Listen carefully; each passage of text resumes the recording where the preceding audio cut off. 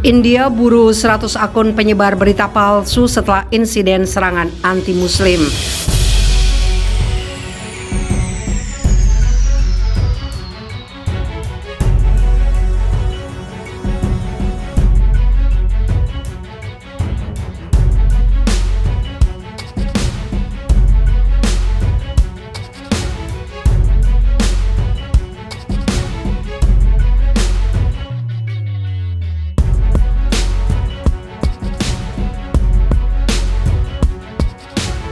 Polisi India memburu 100 akun media sosial yang diduga menyebarkan berita palsu setelah serangan massa di sejumlah masjid di timur laut terjadi di negara itu.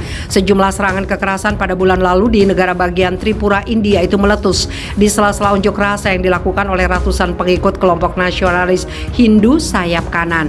Pihak berwenang India mengatakan bahwa insiden itu tampaknya merupakan serangan balas dendam yang dipicu oleh pembunuhan terhadap sejumlah jemaah Hindu di seberang perbatasan di Bangladesh yang berpenduduk mayoritas Muslim.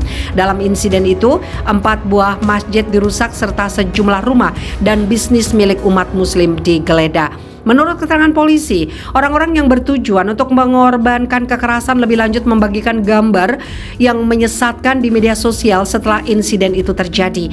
Akun-akun yang diidentifikasi menyebarkan desas-desus, berita palsu, video palsu, foto-foto palsu yang bahkan tidak terkait dengan Tripura, kata seorang perwira polisi senior di negara bagian itu pada Minggu. Dikutip pikiranrakyat.com dari Malay Mail. Masih terlalu dini, tetapi semua orang akan diidentifikasi dan ditangkap karena pemalsuan semacam itu. Sebuah laporan polisi yang dirilis ke media pada hari Sabtu mengidentifikasi ada 102 unggahan yang katanya diterbitkan oleh penjahat tidak dikenal untuk memprovokasi konflik antara orang-orang dari komunitas agama yang berbeda. Laporan media lokal mengatakan polisi telah menulis surat ke Facebook, Twitter, dan YouTube untuk menuntut agar unggahan provokasi tersebut dihapus. Diketahui, mereka yang tetap online sebagian besar tampaknya menyoroti penderitaan Muslim yang menjadi sasaran serangan. Serangan bulan lalu di Tripura membuat negara dalam siaga tinggi dengan pasukan keamanan menjaga masjid dan polisi melarang pertemuan lebih dari 4 orang. Sejak Partai Nasionalis Hindu berkuasa pada tahun 2014, para pemimpin komunitas Muslim minoritas India mengatakan bahwa mereka semakin menjadi sasaran serangan dan ancaman dengan sedikit kesempatan untuk meminta bantuan resmi. Pemerintah negara bagian belum memulai tindakan besar apapun terhadap mereka yang melakukan kekerasan, kata sebuah pernyataan dari koalisi kelompok Muslim India. Para petugas polisi yang tidak mencegah kekerasan itu juga harus menjadi subjek penyelidikan dan tindakan harus diambil terhadap mereka.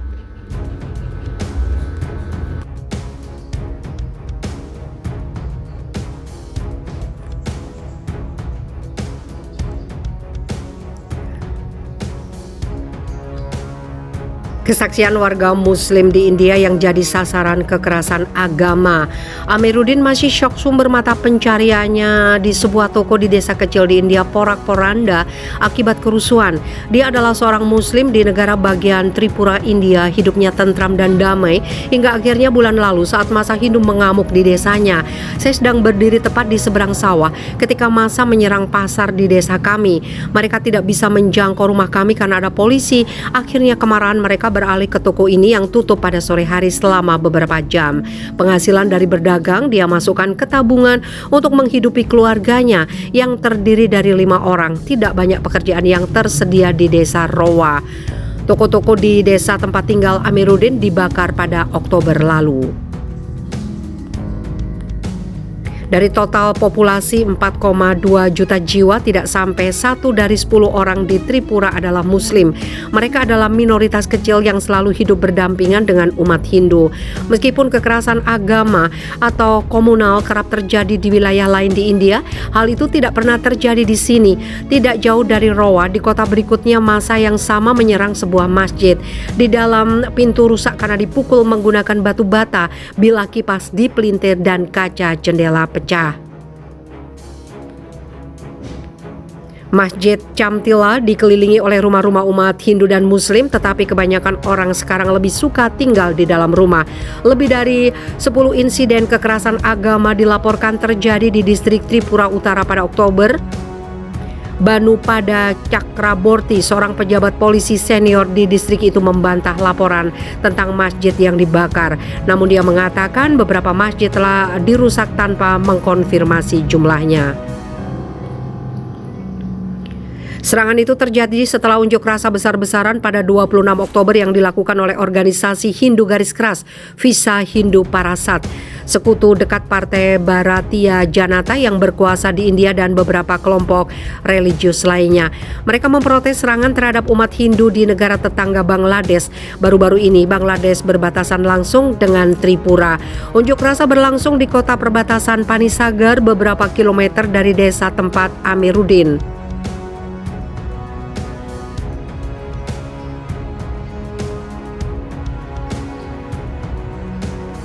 Laporan awal menyebutkan jumlah pendemo sekitar 3.000 orang, tetapi polisi yakin jumlahnya lebih dari itu.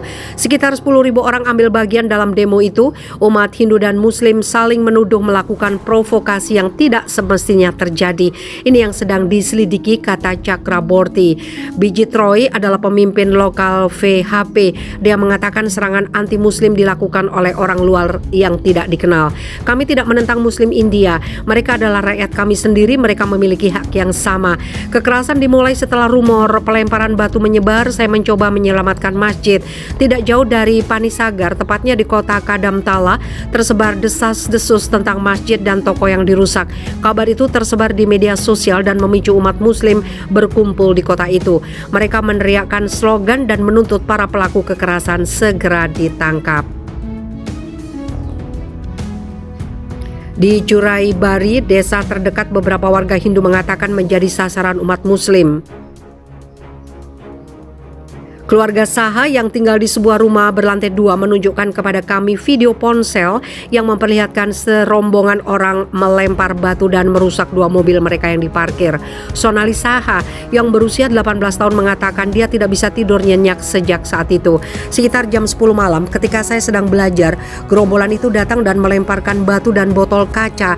10-15 menit kemudian mereka baru pergi. Saya sangat terkejut, jadi ibu saya bergegas mengunci semua pintu dan jendela, katanya kepada saya. Tripura berada di bawah kendali BJP sejak 2018 setelah 25 tahun pemerintahan komunis. Oposisi menuduh partai yang berkuasa mencoba mencampur adukan agama dengan politik untuk memenangkan pemilihan umum. Namun tuduhan itu dibantah keras oleh BJP. Saya merasa minoritas Muslim lebih aman di bawah pemerintahan kami. Kami adalah komunitas yang erat dan apapun yang terjadi itu sangat disayangkan, kata Biswa Bandusen.